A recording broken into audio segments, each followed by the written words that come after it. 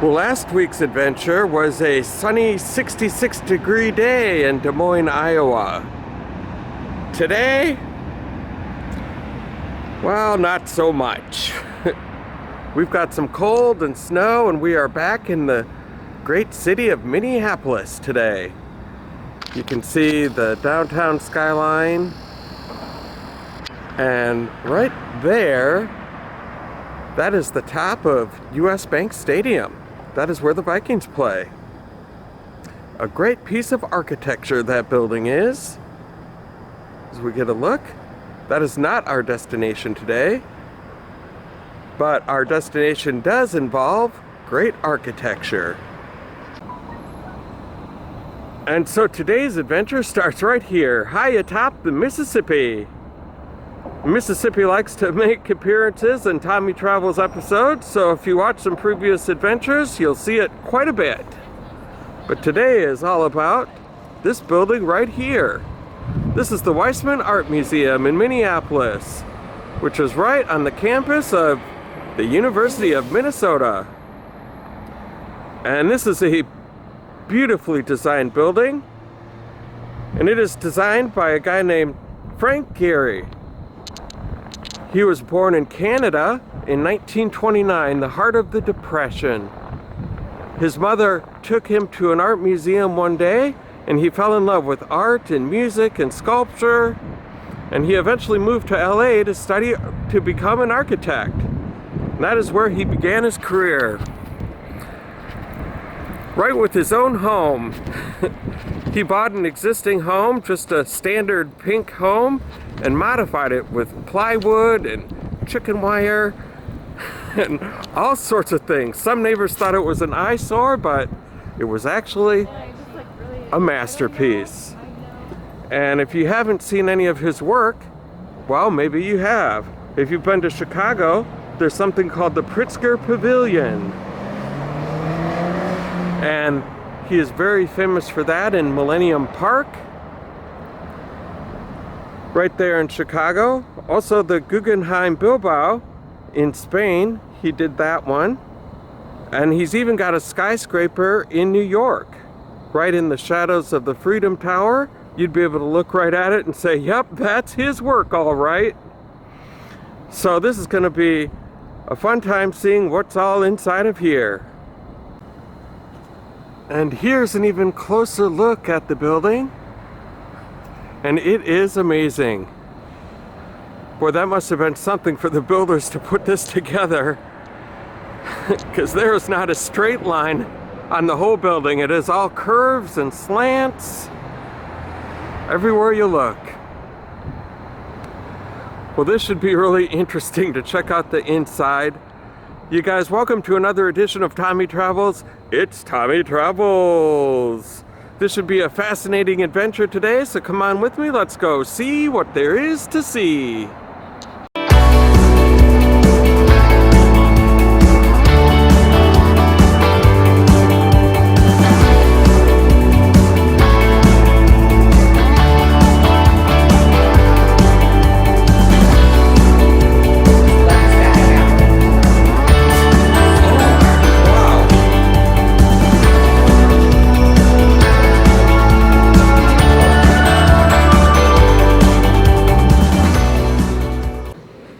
Here's a look at the inside of the museum, where you're greeted by this lady right here.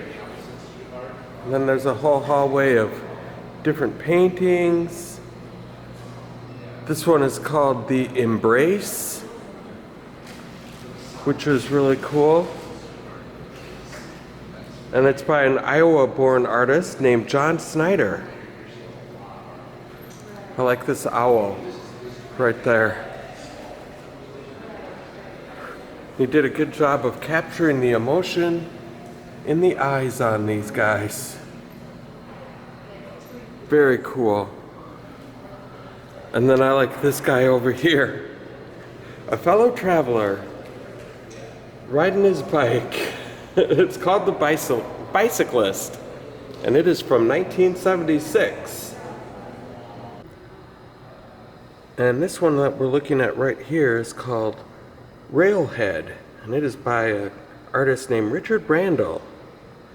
And he studied film and sculpture right here at the University of Minnesota.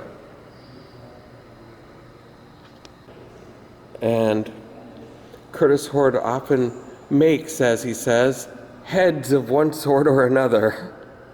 And this one you can see the nose and eyes.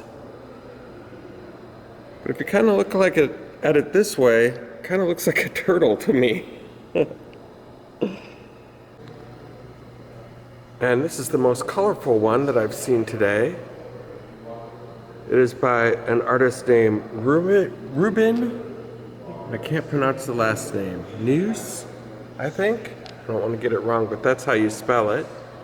And he has explored color theory with this version of a technique called fresco secco. That is painting on dry plaster.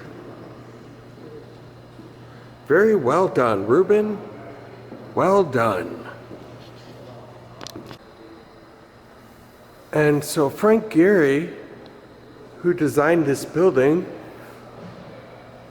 was a big fan of fish his whole career. He was actually born in Canada. He studied architecture in LA, and that's where he began his career. But throughout his career, he really loved fish, and so he designed a lot of things like this right here. Very impressive. He says that he likes the way the bending and the flexing that show motion. It gives him an inspiration for his architecture. And from looking at the outside of the building, you can definitely tell why. And this piece right here is designed to have a real jungle feel to it with the oversized birds. I like this guy right here, but it's got the people walking down the road. This lady looks like she's ready to go shopping with her purse.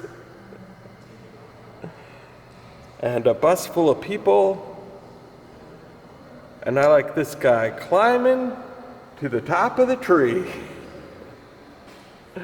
This is probably my favorite one of the day. This is a very interesting piece as well from 2005, and it depicts the Asian tsunami from 2004. And what it does is it mythologizes the event by portraying the wrath of Kali unleashed on the oceans. And several of the events depicted in this are actually true as well, with people and animals, cars submerged underwater along with other vehicles, buses, lots of praying, and people saving each other from being drowned. Very, very interesting piece. Well done. Kind of sad, but very well done. And this work right here depicts Hindu deities in a painting that is a gond tale about a woodpecker and an ironsmith who quarrel after getting drunk. I don't know, I'm not seeing a woodpecker or an ironsmith.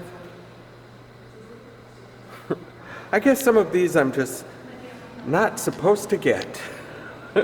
This is one of them. And here's a forced perspective piece that's designed to make you think you're inside of the barn with the chicken coop. Look at that. And as you walk towards it, it gives you kind of a dizzying feeling because it literally looks like you're walking into the building. These poor chickens. This kind of reminds me of Napoleon Dynamite. If you've ever seen that movie, you'll know what I'm talking about. Some of these don't have names of the artists or what they're called or anything, but this one doesn't need it. It's just right there and it kind of says it all, doesn't it? That is very colorful and very unique, that is for sure.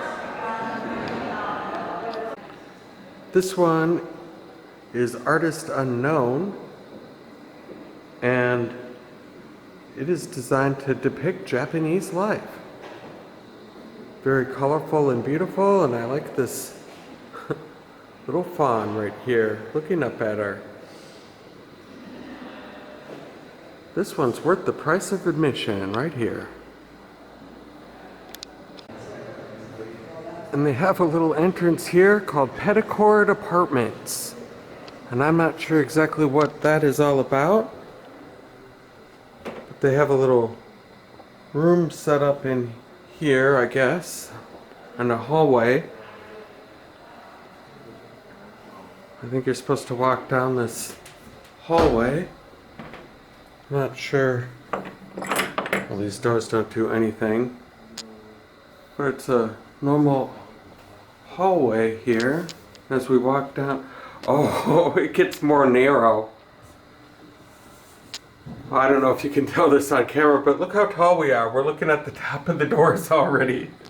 It's designed to make you feel a little claustrophobic as we move towards the end. It's kind of a tight squeeze here. Very cool. As you can see, it just kind of goes uphill there, and it'll get wider as we go back. Well, they say that art is supposed to evoke a feeling or a memory, and that's what this piece does for me. There used to be a t-shirt shop where I grew up called Splatter Tees, where you would buy a t-shirt and then spill paint all over it.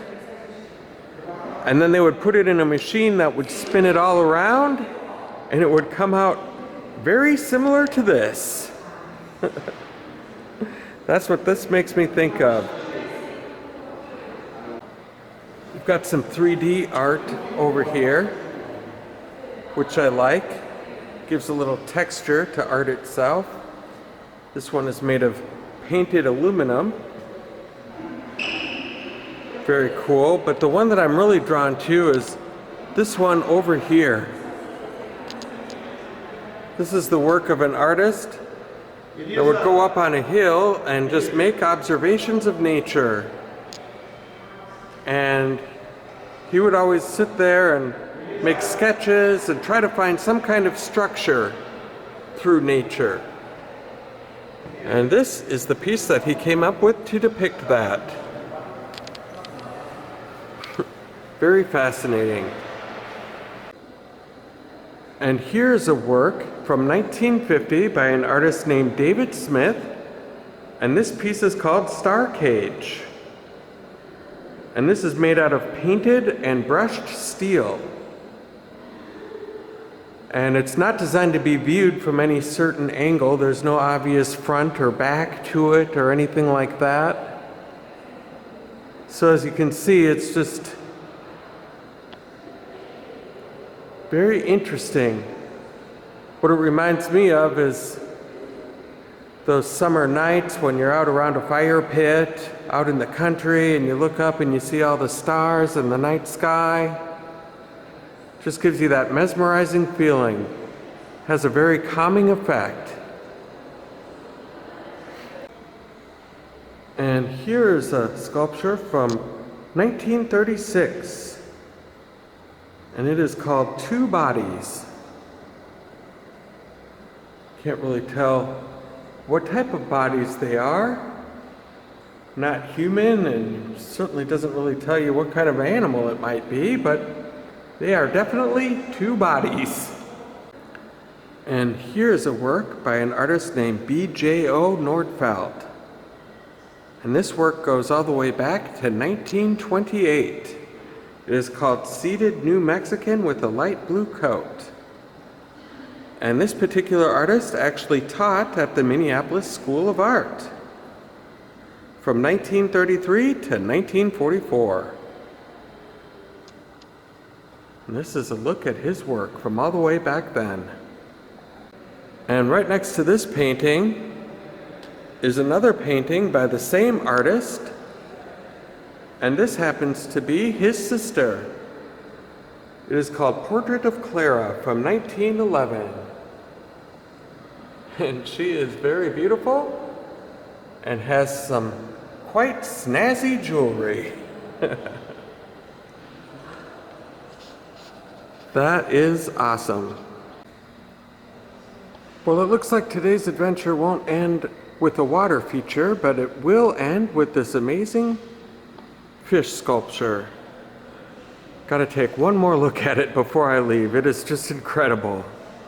And if you guys liked what you saw here today, make sure you go ahead and hit like on my YouTube channel. And while you're at it, go ahead and hit subscribe and the little bell notification next to it. Just gives you future updates on videos that are yet to come. And if you have a moment and you have some friends that like this type of video, go ahead and share this with them.